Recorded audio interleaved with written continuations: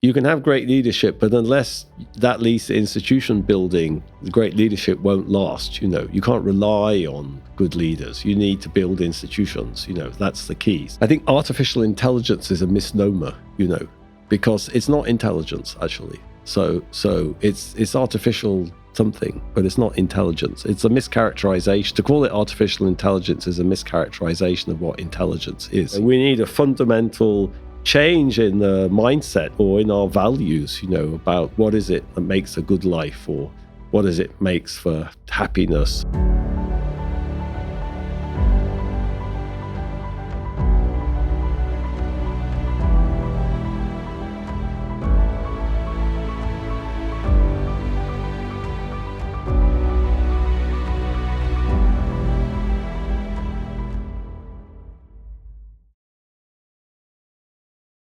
Hi friends and fellows, welcome to this special series of conversations involving personalities coming from a number of campuses, including Stanford University. The purpose of this series is really to unleash thought-provoking ideas that I think would be of tremendous value to you. I want to thank you for your support so far, and welcome to this special series. Hi, today we're honored to have Professor James Robinson, who is a professor at the Harris School of Public Policy at the University of Chicago. James, thank you so much for your time. My pleasure. You were born in the UK. You spent a lot of time in the Caribbean and West Africa, and then you found your way here in Chicago.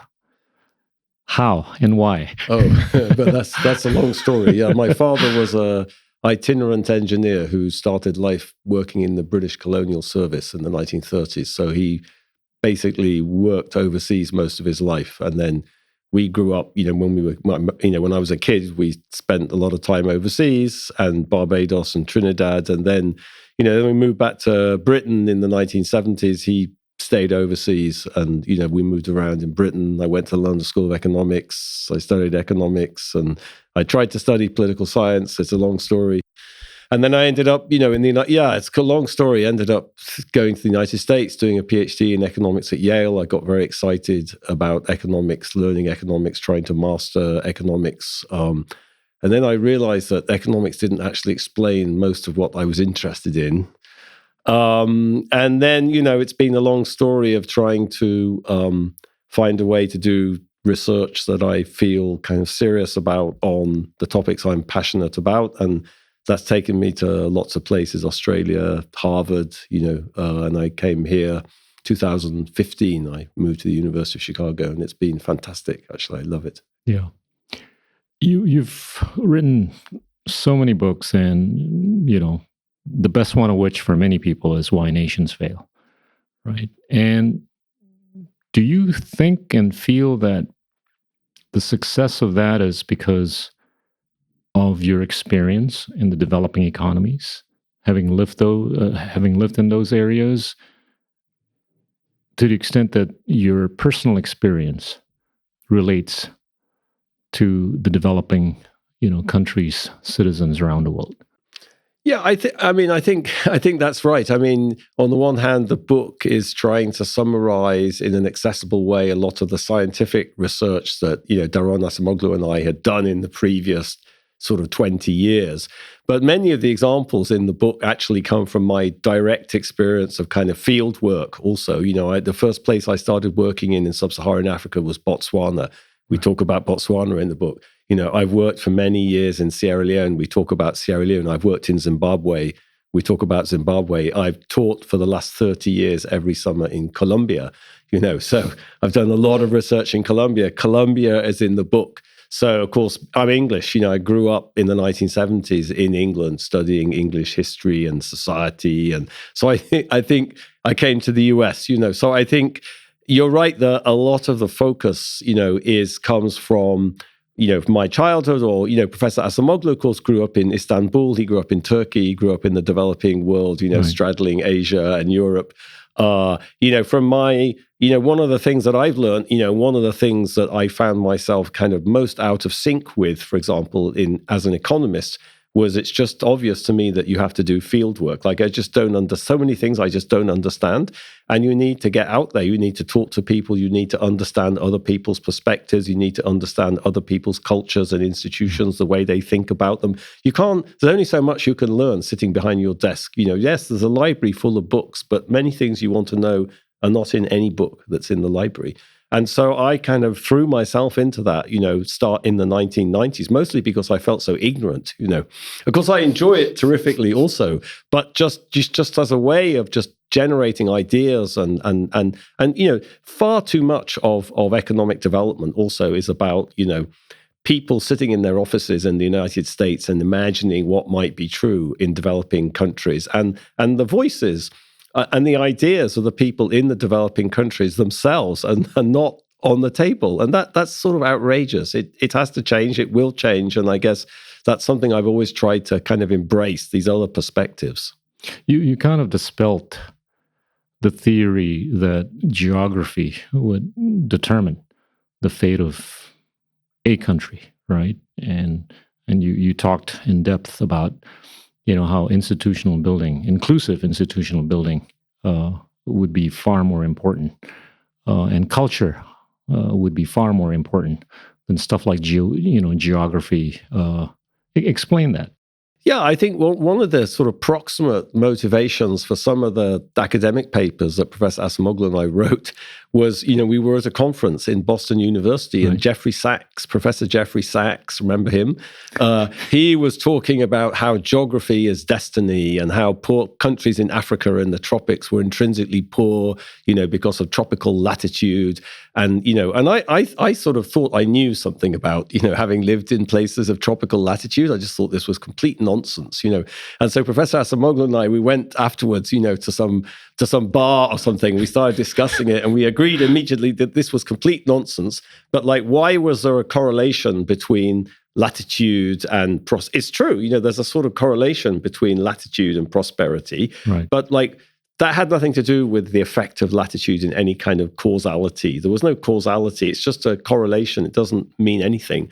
So what could have created that correlation? And that's when, we came up with this hypothesis that this is actually related to the nature of European colonialism in some sense. That European colonialism created very different types of institutions in tropical latitudes than it did in temperate latitudes, where Europeans were much more happy living and, etc. So that was the start of a kind of whole sort of scientific research agenda that we had, trying to look at the effect of colonialism on the kind of modern world income distribution. And then, what it turns out that once you think about this properly, geography has no effect on anything, So I think this idea, kind of more conceptually, this idea that somehow, human society is kind of limited by geography or ecology, I find that completely wrong. There's 9,000 species of ants. When ants moved to Canada, they speciated because Canada was cold and it was sort of they speciated to kind of be better adapted to the climate.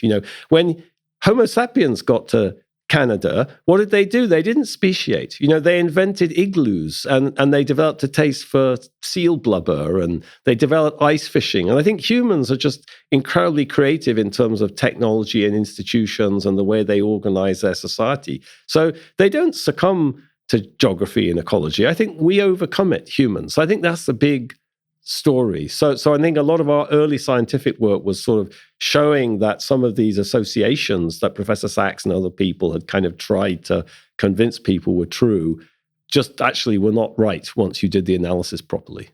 What do you think is the fundamental cause for the difference between the same people culturally evolving in different manners? Well, you're interested in what outcome? In why is it that human societies you could have diverge? the same group of people, right? And they happen to be living in, let's say, 2 different geographic zip codes. Yeah.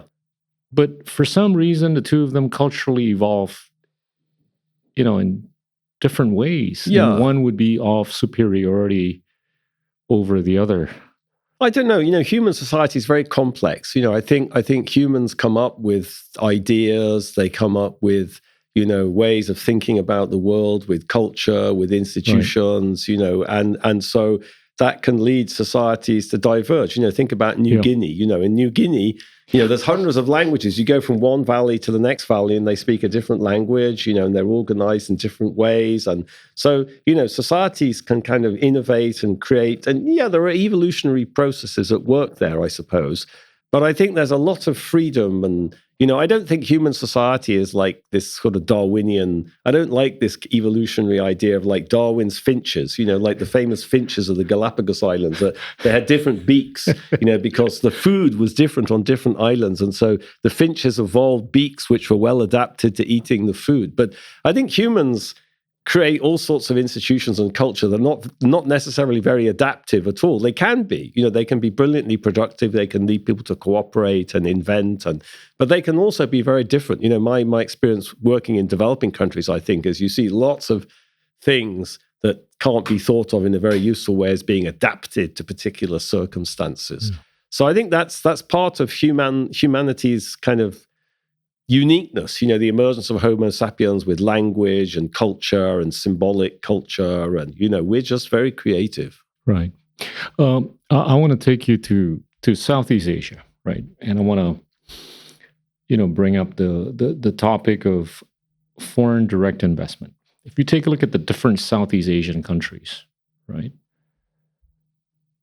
Singapore stands out in being able to attract a massively higher amount of FDI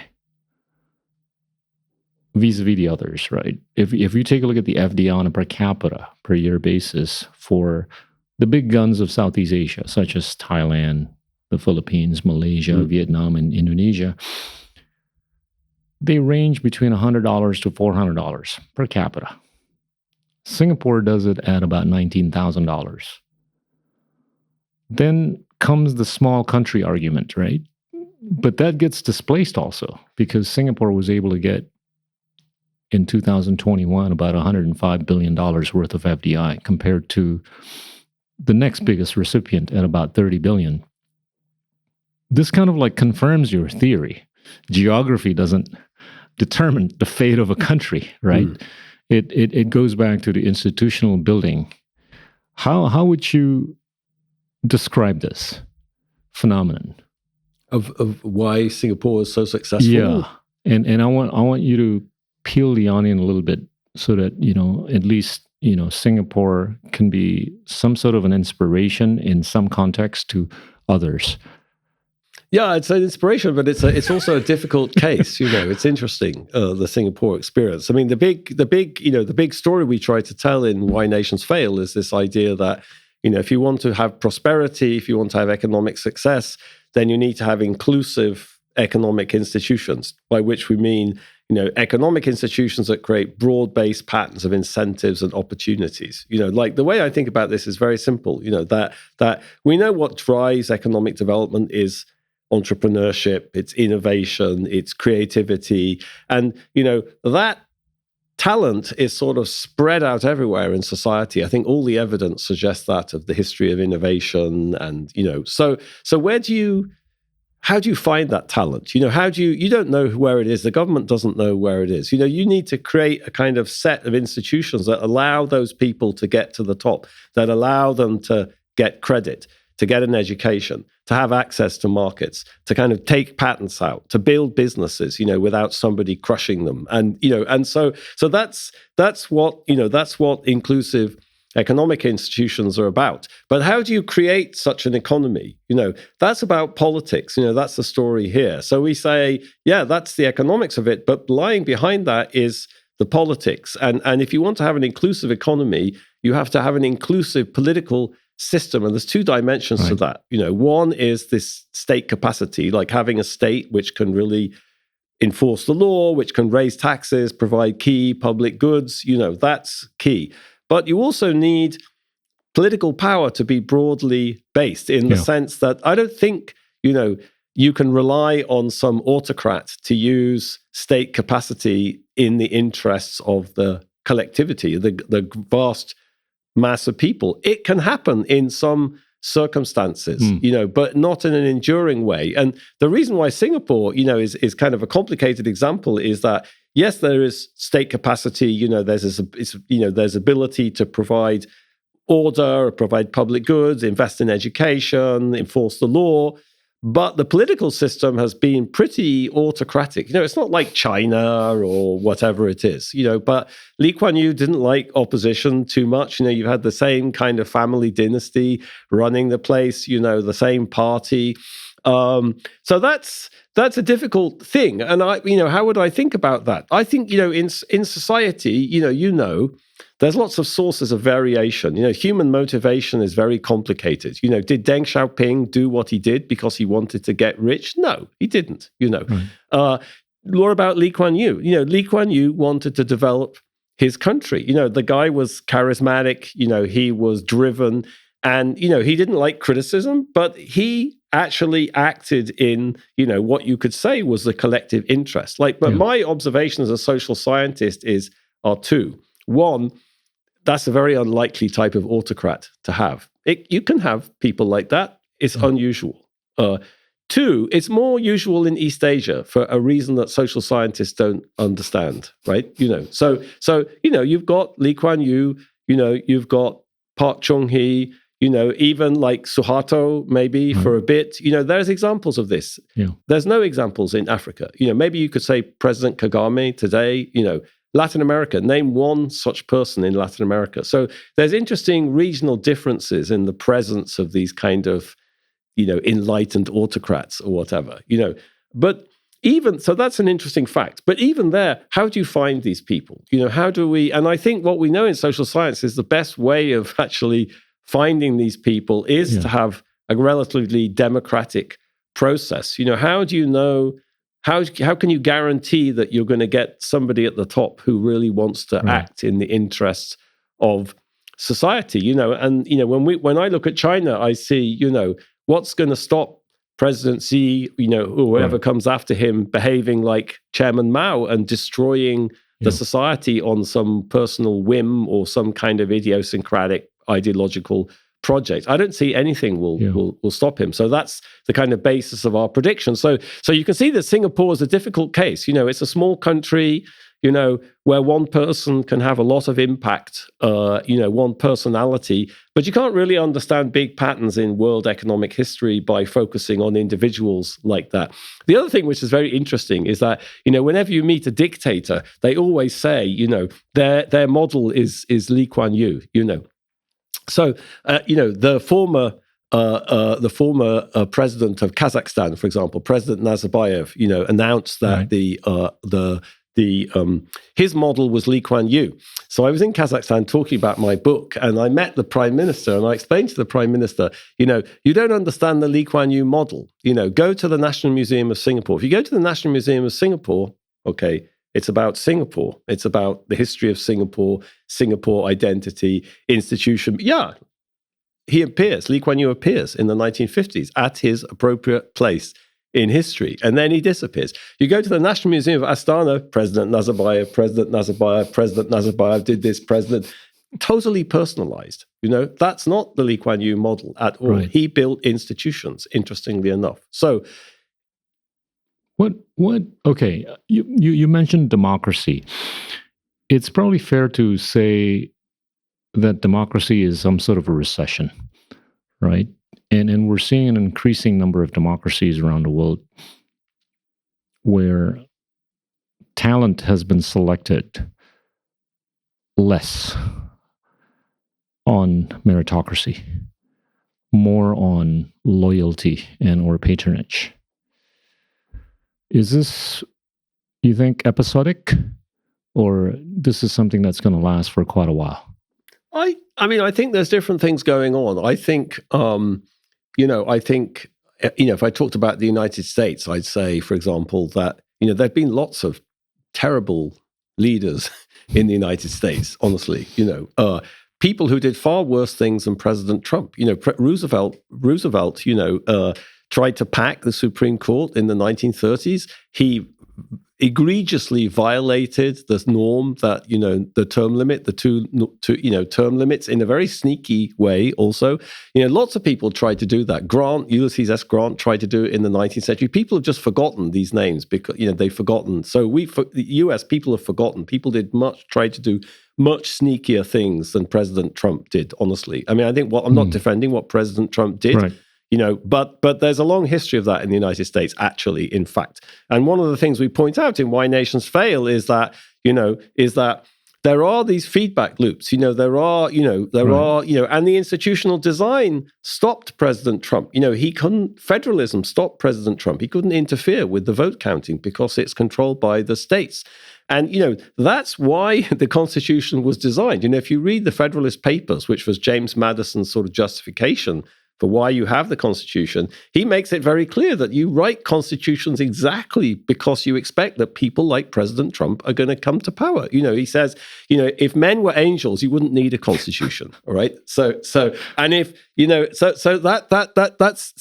understood that. So I think the Constitution did its job. I think it's actually a big triumph for the institutions, actually. Now, I understand it's still kind of running and whatever, but my sense is that, when President Trump drops out, everything is going to revert back. Now people are scared of him and they're worried about his kind of base.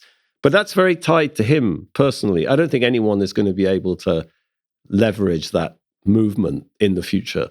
So I think that, but as I said, so I think that you used the word episodic. So I would say, if you look at it historically, this is actually not so uncommon in the United States, this kind of polarization, this attempt to undermine institutions. One of the points about Why Nations Fail is of course, if you're in an inclusive society or a relatively inclusive society, there's always incentives to make it extractive. We give the example of Venice, probably the world's most successful society in the late Middle Ages, basically just went completely into reverse, and it destroyed all the institutions that had made it so prosperous to kind of cement this oligarchy.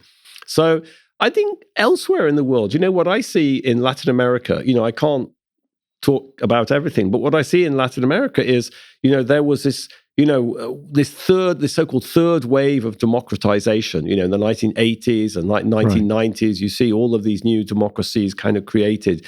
And what you see is that this creates all of these expectations that can't be met in some sense. This has something to do with weak state capacity or the limited ability of governments to actually change society and kind of deliver things for people. So I think there's an enormous disillusionment with democratic practices. I think you see that in Eastern Europe also, like the 1990s kind of, the European integration, of course, which was a benefit that Latin America didn't have, but that brought a lot of benefits to Eastern Europe, but also, there's a lot of problems in Eastern Europe, and the same sort of disillusionment, I think, sets in. So that creates instability. It creates instability amongst the party system.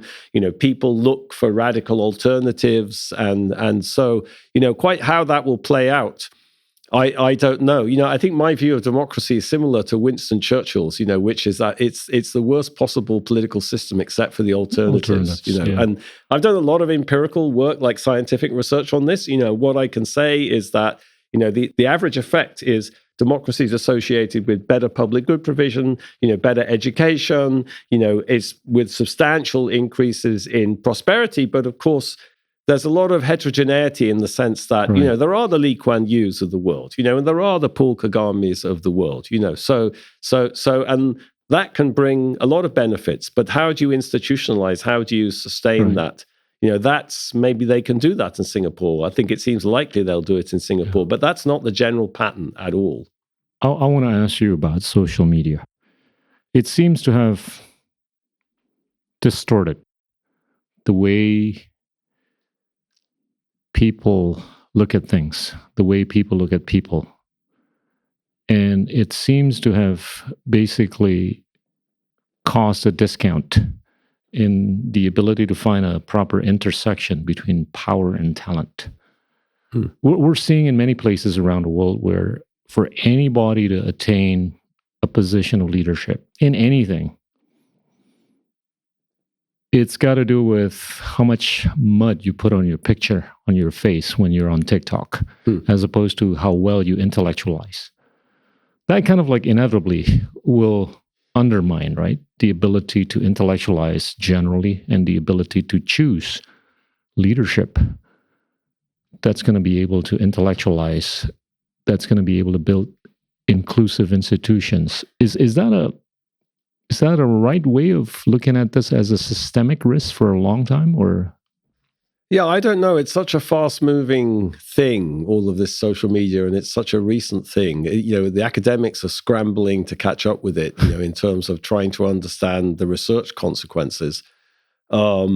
And the first impulse of academics was to sort of think of this as a positive thing, like Tahrir Square, people coordinating protests against dictators using Twitter and things like this. Right. And even Facebook, there's research on the spread of Facebook to different languages, and how that's associated with protests and democratization and things like that. But I think, the current view would be much more like what the view you're articulating, which is having some very corrosive effect on people. Somehow humans, for some reason, are very susceptible to information, which they can't document. And I find it very isolating. I think it's very isolating. One of the hypotheses about why on earth did Putin launch this invasion of Ukraine when he did and not years before, whatever, is that he got so isolated in COVID. He got isolated, and social media isolates you. And so people are not giving you feedback. You're not talking. You're not, and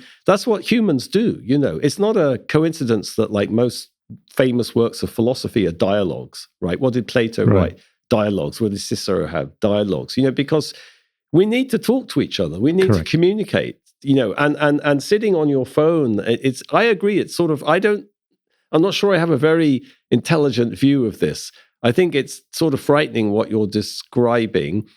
I'm not sure I know what the good, as I said, academics are scrambling to get on top of this. But I think the unintended consequences of it just seem to be huge, that's, it's frightening, but I'm not sure I have anything good to say. I know. About it. I'm equally, basic about this, but just within intuition, at the rate that for anybody that wants to attain a position of leadership, it matters more if he or she can dance on TikTok, by way of popularizing herself or himself, as opposed to intellectualizing. And to me, that is a discount to anybody's ability to build institutions, especially in an inclusive manner. Yeah. Right? And if this thing were to carry on for a long time, then I think there's less hope for institutional building in an inclusive manner. Yeah, I think that's a challenge. I think if you thought about, if you went back in the history of political thought and you thought about some of the great scholars like John Locke, in the 17th century, look, what was Locke doing? Locke, he starts his famous second treatise on government by sort of characterizing what are the problems in society? What are the main problems? We have this natural law that God gave, but that doesn't work so well in all contexts, Right. And then he sort of says, so here's the problem and here's the solution. We have to design these institutions, etc. But, perhaps what you're saying is that, social media the world is so different, it creates such a different world that we have to characterize in a different way, the types of problems we're facing in society. And we have to come up with different sorts of institutional solutions. It'd be sort of ludicrous to say that the world never changed, or so if the world changes, the problems are going to change, and the institutional solutions to the problems are going to change. I don't know if there's too many people thinking like that, but it makes sense. I'm just concerned because going back to Southeast Asia, right? It's a region of around 700 million people. It's about $3.5 trillion economy. I think what's at stake for these 700 million people is not small potatoes, right?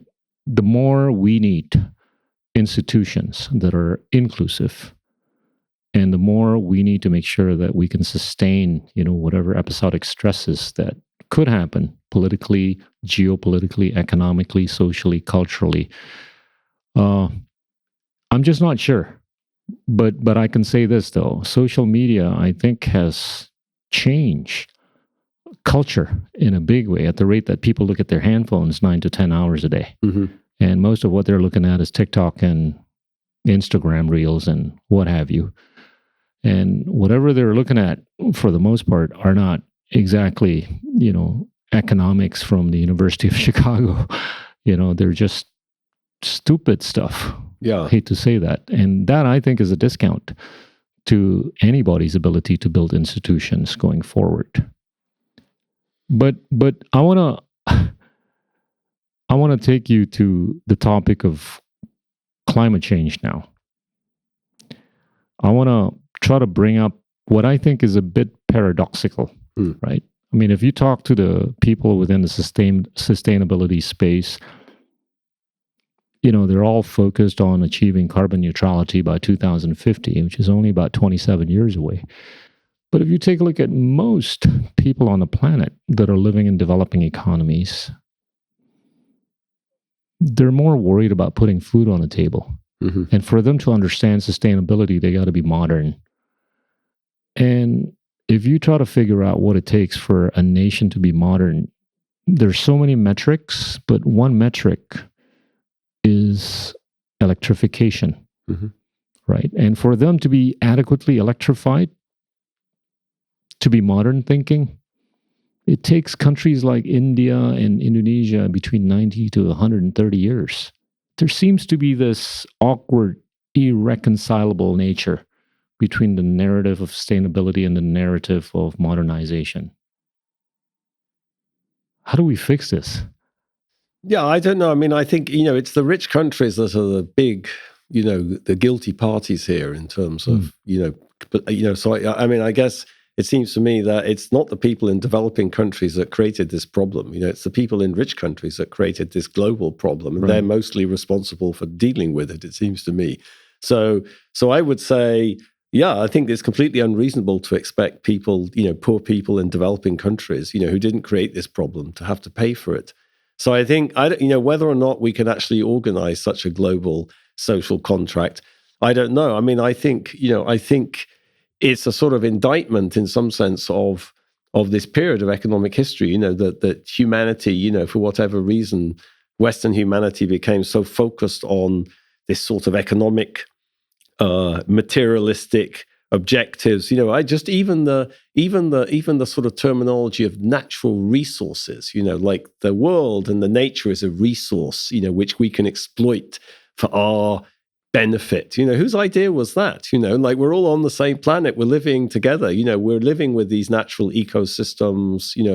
I feel like that has to change in some fundamental way. I think like the very economistic way of thinking about it, the carbon taxes and, like that doesn't resonate. Like, we need to find a way of getting this to resonate with people and seeing ourselves as kind of part of nature in a much more fundamental way, rather than, just like natural resources. It's just it seems like the whole terminology has to change, But I, just in terms of that, what you're talking about, yes, I think that's, you can't expect people in poor countries they didn't create the problem, So and they're not responsible now for climate change and global warming. It's the US and it's China and it's Western Europe and India, and of course there's a lot of poor people in India too. But that's one question. But it seems to me, to solve that question, we need a fundamental change in the mindset or in our values, about what is it that makes a good life, or what is it makes for happiness, and kind of, I don't know. It's just like, I work a lot in sub-Saharan Africa, and you see like there's very different ideas in Africa about like what a good society looks like, much more embedded in the community, much more respect for kind of nature and natural resources, and than you have in this Western society with this very kind of materialistic. I find myself personally out of sync with that. How do we play catch up then? I mean, at the end of the day, if we want to be modern or more modern, we got to catch up, right? It's a question of scale or scalability, right? How do we scale in an environmentally friendly manner. When the alternatives are not sufficient, right? I mean, if you want to go with solar, not adequately cheap.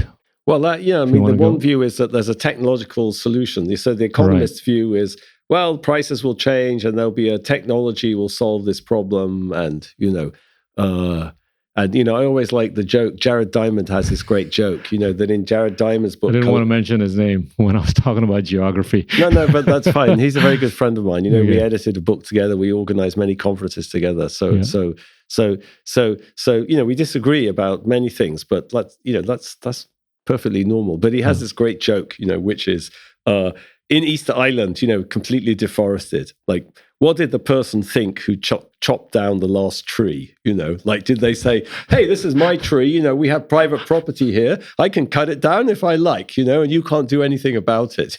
This sort of characterizing a sort of modern Western attitude towards natural resources, that's kind of put us in this mess, So I think this idea that somehow technology can save this, we can have electric cars or we can have electric airplanes or whatever it is, that seems unlikely to be true to me. And so we need some more fundamental rethink of, what modernity is about, I would say.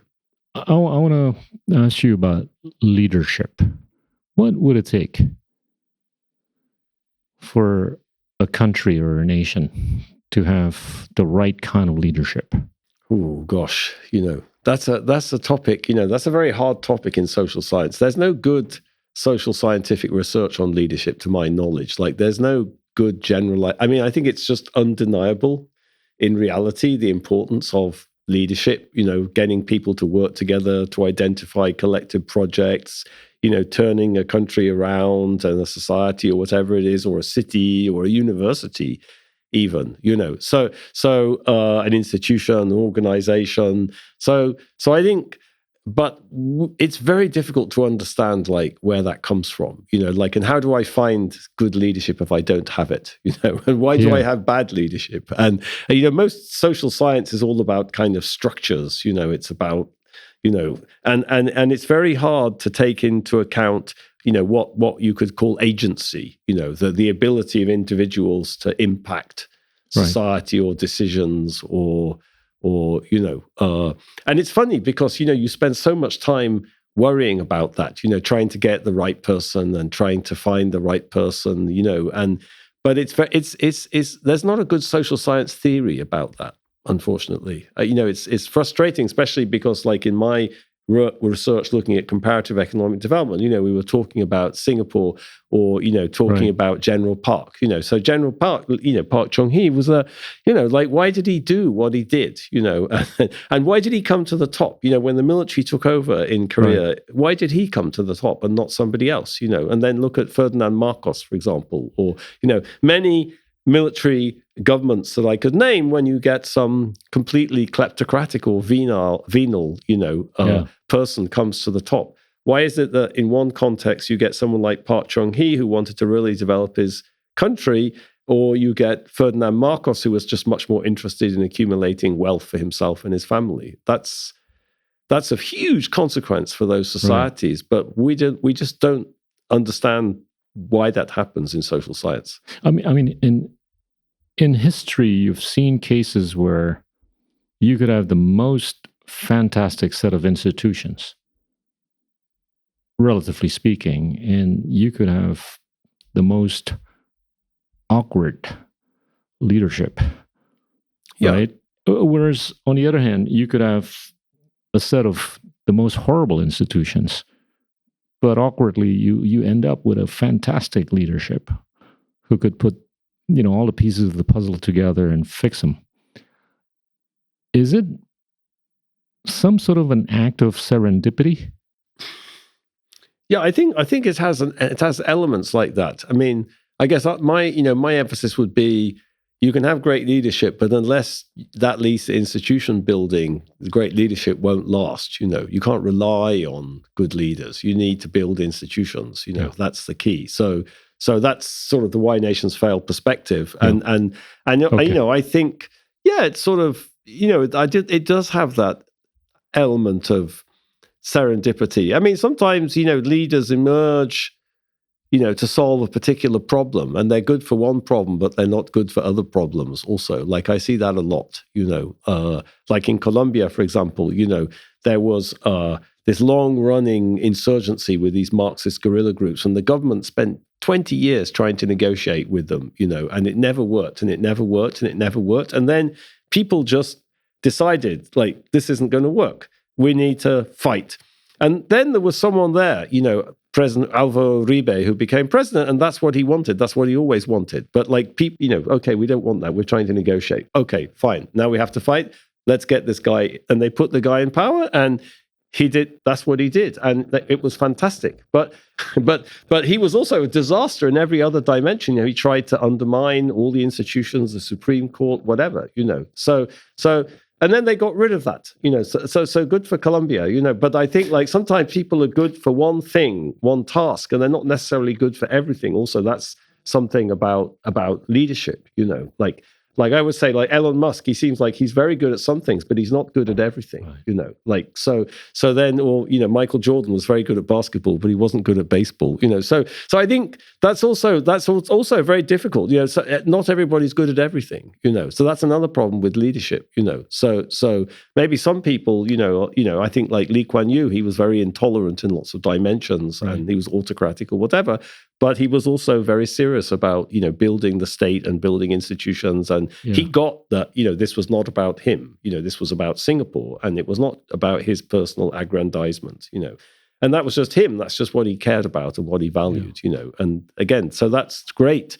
But how do we know he would have come to power in the circumstances he did? And I don't think it's necessary either. That's what's interesting. You know, if you look at, say, Mauritius, you know, or Barbados, or Right. other places that have been terrifically successful under democracy, then, you know, can you name one prime minister of Mauritius, you know, or one prime minister of independent, you know, Barbados? No, you know, but those are, you know, Mauritius has been incredibly successful, industrialized, finance, you know, it's peaceful, it's been, Right. you know, it's multicultural in a sort of, you know, you have people of Indian descent, Chinese descent, African descent, English, you know, French people. I mean, it's just an incredible melting pot, Mauritius. It's been extremely dynamic under democracy, you know, and Barbados too. So I always find it curious whenever people tell me the example of Lee Kuan Yew, I say, well, why don't we talk about Botswana, or why don't we talk about Barbados, or why don't we talk about all these places that have been successful under democracy? You know, also, like, you know, it's kind of odd, this.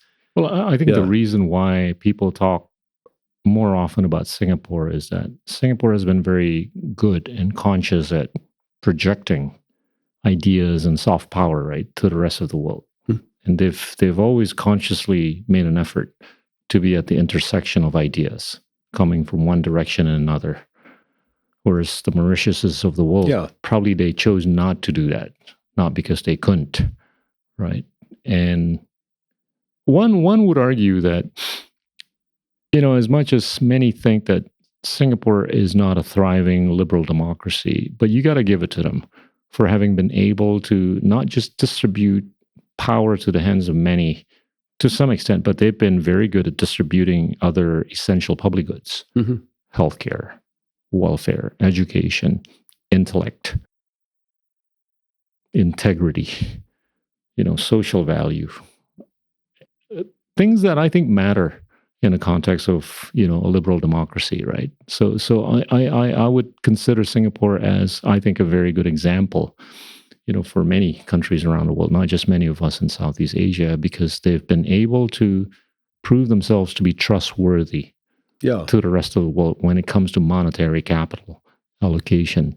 Yeah, no, I agree with all of that. You know, I think, but as a social scientist, my question is, you know, like, and how do you replicate that somewhere else? Like, what is it that allowed the Singaporeans to do that? You just pass laws, you know, like Saint-Just, you know, Saint-Just, one of the leaders of the French Revolution, said there have been a lot more good laws than good examples. You know, and I think that, but they have good laws and good examples in Singapore, you know, Yeah. and where does that come from exactly? Is that to do with Lee Kuan Yew? Is it something deeper in the society and the culture and the, I don't think we understand that in social Yeah. science. So that's my problem. I think I completely agree with all of what you said. My question is, how do I take that and reproduce it in Kazakhstan Yeah. or in the Philippines or in Guinea-Bissau? Or that's the challenge. Yeah. How do you see inequality? I mean, one would have thought that in developed economies, inequality would be less, but it's pretty stark, right? If you take a look at the Gini coefficient ratios for some of the most developed economies, they're not small potatoes. And from a social scientist standpoint, how is that happening? Is it just because money has gotten a little too elitized? I mean, I would say if I just look at the Americas, the big picture in the Americas is that North America has been much more equal than Latin America for hundreds of years, Right. So it's true that in the last 30 or 40 years, inequality levels in the US have kind of started moving towards Latin American type levels. Right. But that, that still masks enormous differences in terms of social mobility and, and I think, that's really a lot to do with globalization. Why is it that Zuckerberg and these people are so rich? Because the world is his market. It's not just America with a few exports. Facebook is everywhere. Yeah. Why are all these people so rich? It's because of this enormous globalization. I look at that and I think, okay, I don't think that can have all sorts of negative consequences for societies. But fundamentally, those people made that money through innovation. In the start of Why Nations Fail, we say if you want to understand the difference between North America and Latin America, look at the difference between Bill Gates and Carlos Slim. Bill Gates made his money innovating. Carlos Slim made his money by getting his friends in the Mexican government to privatize the unregulated telecom monopoly to him. Okay, that's the story of Latin America, and end of story. So I think, and I still see that. I still see, in US, the way to get rich and be successful and have high status is through innovation. It's through entrepreneurship. I don't think it's just the world has changed in a way that makes that enormously more profitable. I don't think that's the whole story, of course. Right. There's also a domestic story about the crumbling of kind of unionization and the kind of accumulation of monopoly power within the society, to keep wages down. And so this is being combined with other more cultural things almost within the US, kind of attitudes towards work and the sort of dispensability of workers. And, I think that's a lot to do with Reagan and the sort of fallout of Reagan, this kind of embracing of free market, this kind of free market view of the world. So I think that's also going on at the same time. So it's a combination of different things, which is creating this upsurge in inequality. But as I said, I think it's also very different from Latin America. I mean, in the sense of if you look at social mobility, there's still far more social mobility here. Now, there was a recent calculation by the OECD looking at how many generations it takes to go from being kind of in the poorest 10% of the segment of the population to being middle class. And in Colombia, it takes 12 generations. And it was like 200 years or something, or 200 and whatever, to get, So the US is not, there's places, the best, I think it's like Finland and Denmark are the best, but the US is still up there better than any Latin American country. And I think, think about the China again, because China's been an enormous increase in inequality. Well, inequality is enormously compressed under socialism. So you just take the lid off this thing, all this entrepreneurship. Inequality is bound to increase. So, I think it's complicated inequality. And I see kind of good reasons why it's happening and maybe bad reasons why it's happening. But for me, it doesn't really change my view of relative degrees of inclusive or extractive institutions. I still see here, the economic institutions as being fundamentally inclusive. Yeah, by way of the social mobility. Yeah, and I think people can get to the top. There's enormous openness still for talent and ability and I want to go back to Africa. I've got couple of questions on Africa. I know you spend a lot of time there. Where do you see the future of Africa economically in the next, I don't know, few decades. Because it is the region, or a region that I think is large and that continues to be underrated conversationally, right? And where do you see the role of Africa in a context of climate change? Well, I've written a little bit about this recently about, trying to sort of look at positive aspects, from my perspective, positive aspects of African economic, the potential positive aspects for economic development in Africa. And one of the things I sort of point out is that, talking about social mobility, there's actually immense social mobility in Africa. If you look at the data, it's probably the most socially mobile place in the world. Nobody talks about that, but it's true, So, and my personal experience in Africa also is just there's enormous, anyone can get ahead in Africa. There's no kind of, it's not like the caste system you have in India or, all this kind of inequality in Latin America, like very rigid. You don't have that in Africa. Anyone can get to the top in Africa.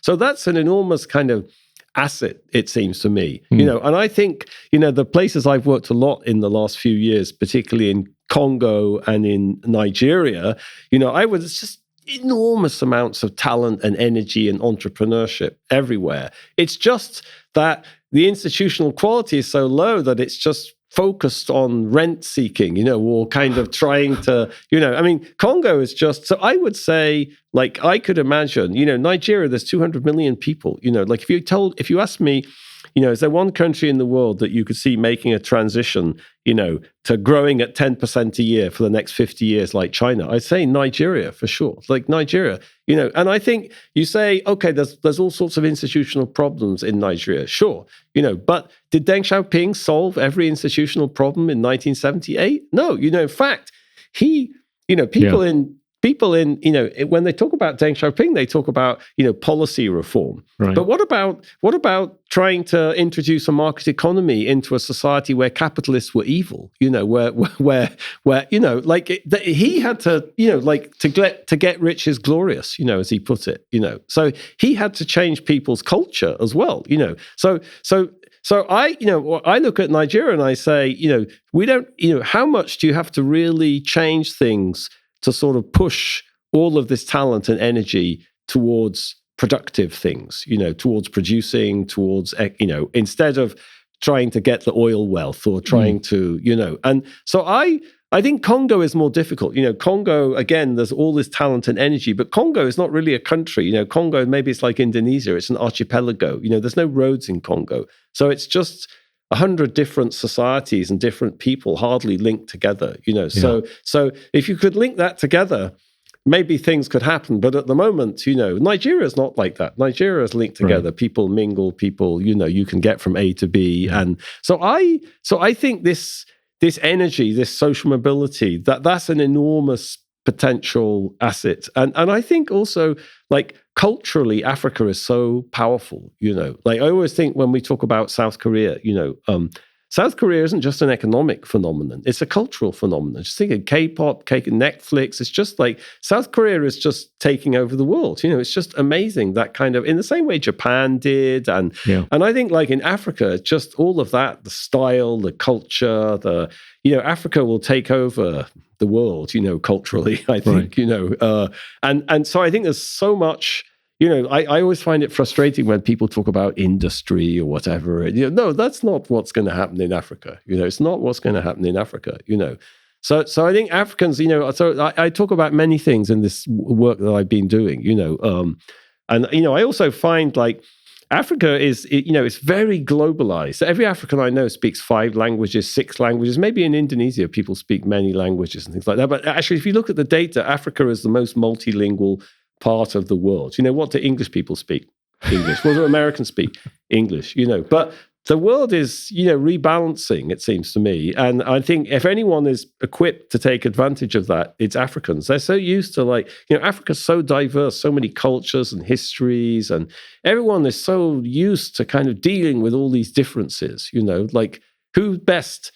The English? No, we had Brexit. We couldn't even stand the French, like, so insular. It's just, that that mentality is just so outdated, no, in the modern world, that English mentality. It's pathetic. Africans are not like that at all. So I think, as I say, like I don't know when these institutional problems will get sorted out. They're getting sorted out. Kenya is doing very well. Ghana, not so well. There's bits and pieces where there's success and there's economic dynamism and you see things moving in Rwanda, but I don't think that's very sustainable in Rwanda. But there are parts where things are moving. And I think, there's many places where it wouldn't take very much to get things moving, because underneath it, there's huge potential in society. But, there's still Nigeria. You just need some basic. I mean, it's going to be very interesting to see what President Tinubu does, because he was formerly governor of Lagos State, and actually he did fantastic things in Lagos State. So Lagos State has sort of dramatically transformed in the last 20, 25 years in terms of security, public goods, the capacity of the government to kind of do things, raise taxes. And so he's got a heck of a job doing that in the national state. But if he could do half of what he did in Lagos State in the national state, then Nigeria could take off big time, it seems to me. Wow. I want to push on social science a little bit here. How do you see the role of artificial intelligence on the future of social science for the better of humanity? Yeah, I don't know. Like I'm not such a. Me neither. I'm just, it just popped out of my head. Yeah, to ask you this question, because I think everybody's talking about Chat GPT or whatever it is, and playing with Chat GPT, and the young boys and girls, they can't live a day without using AI. Yeah. Right. And if we think positively about this, for purposes of better humanity going forward from a social science standpoint, I'd like to think that it's got to be value additive, right? I think so. I mean, what I see so far in terms of social science research is kind of very kind of boring derivative things, like just kind of doing something you were already doing, but in a more sophisticated way, or just kind of very, I don't see it leading to conceptually different things yet. But I agree, you could say, well, but I'm not such a, I like technology, but I always think, the consequence of technology depends on the kind of institutional context. Like I always like this example of the radio. When the radio spread in the United States in the 1930s, then what you see is that in counties where, they got more radio sets, people were better informed, about politics. And then they got more services because the politicians had to pay attention to them. But, at the same time that was happening, Hitler bought every German a radio so they could listen to his speeches, So the technology is the same. The radio set is the same, but the context is completely different and the consequences are very different. So I think, all of this stuff, what are they doing in China? Artificial intelligence, they're using that to kind of try to monitor people. Big Brother is watching you, George Orwell said in 1984. Well, it wasn't technologically feasible for Big Brother to watch you, when Orwell wrote that book, but maybe it is now. So that's sort of frightening. It may allow a kind of totalitarianism that hadn't previously existed. How do I see it, in kind of scientific research? I don't know. Like I think, the human mind is not like a computer, like creativity is a sort of emergent, what a physicist would call an emergent property. It's not just a matter of crunching numbers, and it's a matter of putting things together in some kind of network way. And I don't see, AI as substituting for human creativity. And so without that creative input, social science, it doesn't matter how much capacity you have in terms of computing or whatever it is, social science doesn't go anywhere, So maybe I'm just a dinosaur, but it's kind of like the idea that sort of AI will revolutionize. Yeah, I think it's great for some things. It's great for, like computers can figure out if you come into the hospital with chest pains, what's the probability you're going to die of a heart attack, in the next 3 days? Well, it turns out that computer is better at figuring that out than a doctor, because the computer can just look at much more information and it can, and so that's a great application of like this, these very sophisticated techniques. But that's a very social science is a very different thing than figuring out if you're going to have a heart attack. Well, radio was net good for the most part because it brought about democratization of information, which actually led to democratization of ideas. But what we have seen recently with respect to technological innovation is that it brought about democratization of information, but it led to polarization of ideas as opposed to democratization of ideas. That's, I think, what's paradoxical and also problematic. So I'm okay with any new innovation if it leads to democratization of ideas. To the extent it doesn't, I don't think it's going to help with respect to institutional building in a more inclusive manner. Yeah. Are you suggesting that this could be potentially dystopian? I don't know. Yeah, I mean, I do. I mean, I guess you could summarize my first point by saying I think artificial intelligence is a misnomer, because it's not intelligence actually. So it's artificial something, but it's not intelligence. It's a mischaracterization. To call it artificial intelligence is a mischaracterization of what intelligence is. It's as if intelligence was like being able to do your numbers, doing long division better, something like that. That's not intelligence. Intelligence is creativity, it's lateral thinking, it's about, how you put things together, it's about seeing connections, it's about, so I don't see like computers could do that, but they wouldn't know what was significant and what isn't. That's the whole, so there's the left brain, right brain, like left hemisphere, right hemisphere thing, So I think I guess that was my first point. It's not really intelligence, so I don't feel threatened by computers. None of us should feel threatened by computers. But it's good for some things, could it be dystopian? Yes, I think, our view about China, as articulated in Why Nations Fail, is actually China doesn't have a model of sustainable economic development. It's all going to end horribly, and it's going to end far more horribly than it did in the past, because China's so much more connected to the rest of the world than it was at the time of the Cultural Revolution or the Great Leap Forward or whatever it was, And I don't know what's going to happen, but I think if you look at human history, you see this accumulation of this personality cult around President Xi, getting rid of these term limits and all of this stuff. That can only lead in one direction. Power corrupts, all power corrupts absolutely. That's my sort of simplistic view of the world. But I think there's a lot of evidence to suggest that, everyone says, oh, this time it's different, or the Chinese are different. It could be, we kind of had a discussion about how Singapore was different. So could be, could be. But I don't see that, honestly, yet, And I say, going back to Lee Kuan Yew, what I find striking is, this wasn't a personalized project. It was not Lee Kuan Yew did not have Singaporean children learning the great thoughts. Right. He didn't have his little green book or his little red book, or that was not his project. It's all about building institutions. Yeah, but that is President Xi's project. It's all about him, you see, and that's a big, big difference. Right. Yeah. So could it be dystopian? I don't know. Yeah, I don't know. I don't know. It's possible, more possible than in the past. Yeah. But I mean, the interesting thing is, if you look at the Nazi state, or going back to Hitler and his radio, even without, this kind of incredible technology, Hitler, managed to basically maybe get 2/3 or 3/4 of Germans to buy into this project. He didn't need to brainwash them. They bought into it. They bought into this cultural project of racial superiority. And so, it's that can happen without AI, it turns out. We got to end on Southeast Asia. Okay. Tell us a little bit about your personal experience traveling in Southeast Asia. You've been to Yogyakarta and other parts of Southeast Asia. How was it? Yeah, absolutely fascinating. I mean, just it's a place with such deep history and such a kind of innovator historically in terms of culture.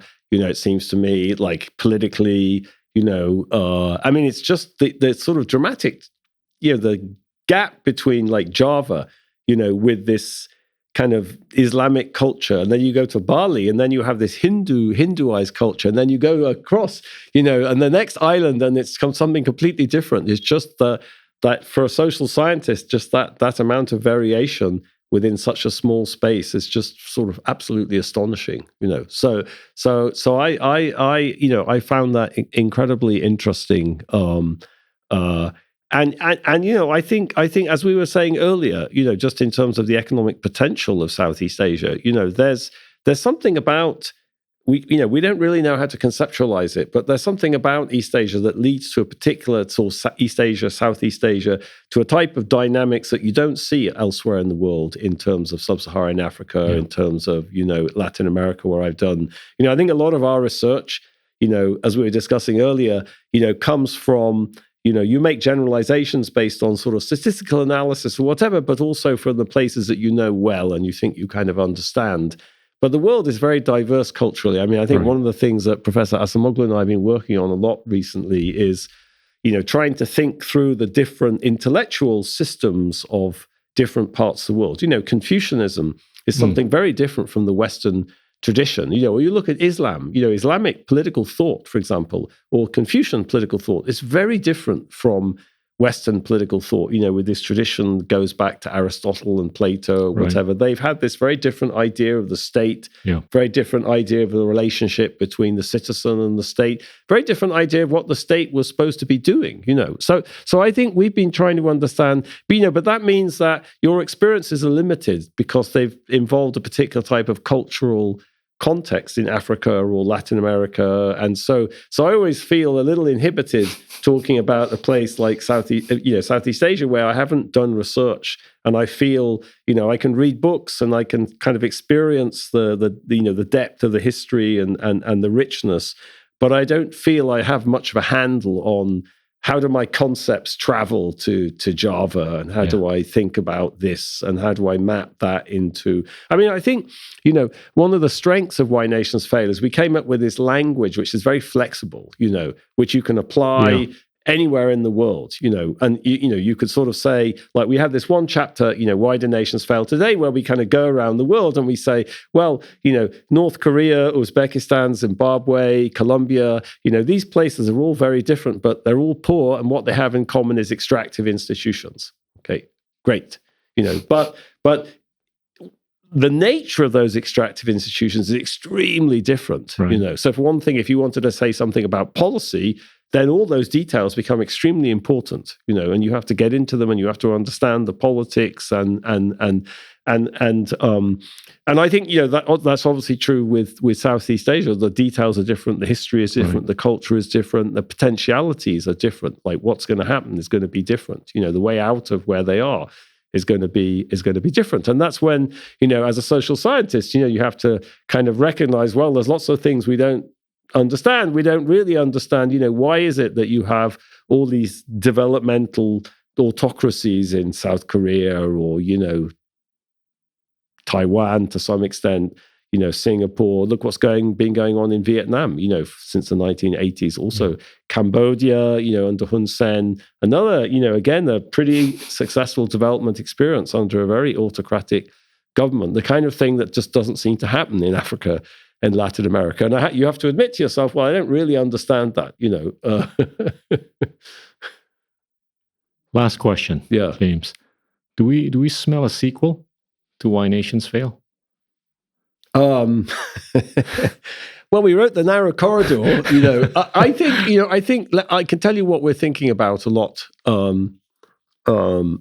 nowadays. I think, like, one thing we thought about that we haven't done is to sort of focus much more on these sort of transitions. I noticed, like I was telling you, that I was in Sudan in January, like talking to a lot of kind of people involved in the transition. They're sort of struggling to create a kind of more inclusive society.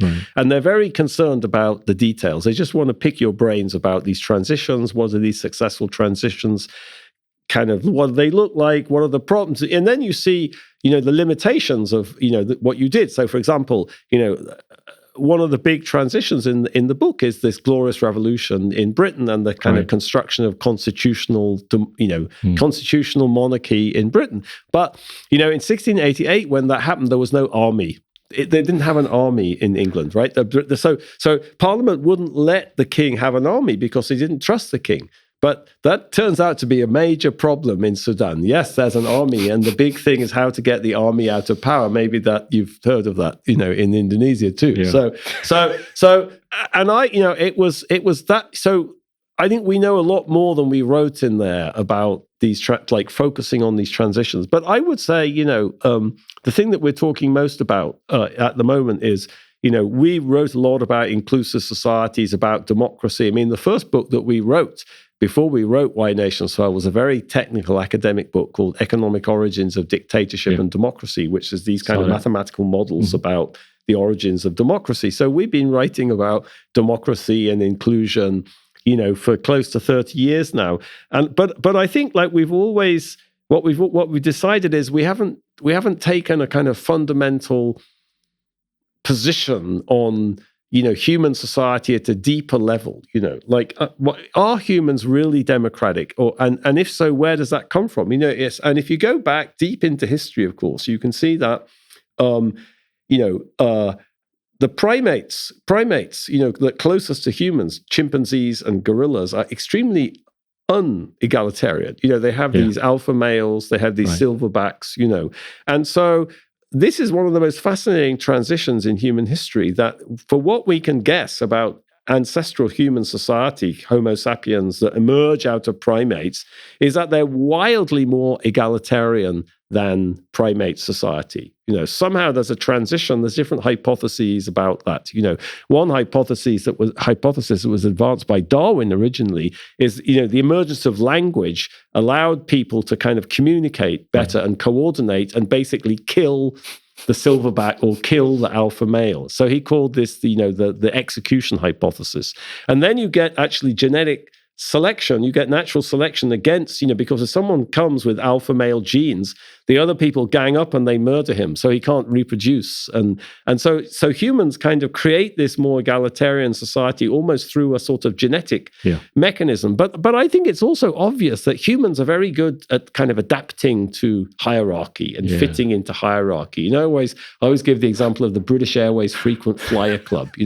If you join the British Airways Frequent Flyer Club, you have to choose your title. There's a pop-down menu, which is now globalized because it has shake, on it, but it has the entire British social structure in a pop-down menu, and British people love that sort of stuff, So I think we're thinking about how to think about, I think this is very relevant for thinking about China.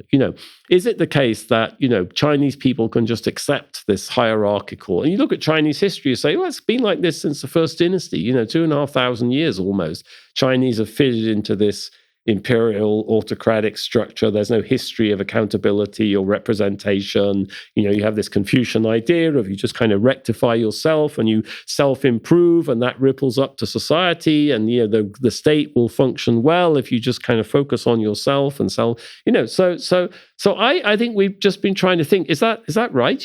Can the China, is there a sort of cultural system which can assert itself and which people buy into completely, which kind of can underpin this non-democratic world? Or do all humans want democracy? I think that's what we're thinking about. Sounds like it's going to be a great book. I'm not sure it's the sequel to Why Nations Fail. Whatever it is, it sounds really interesting. Thank you so much, James. Okay, my pleasure. For your time. I know you got to go. But my pleasure. It's been very fun. Thank you. That was Professor James Robinson at the University of Chicago. Thank you. Inilah Endgame.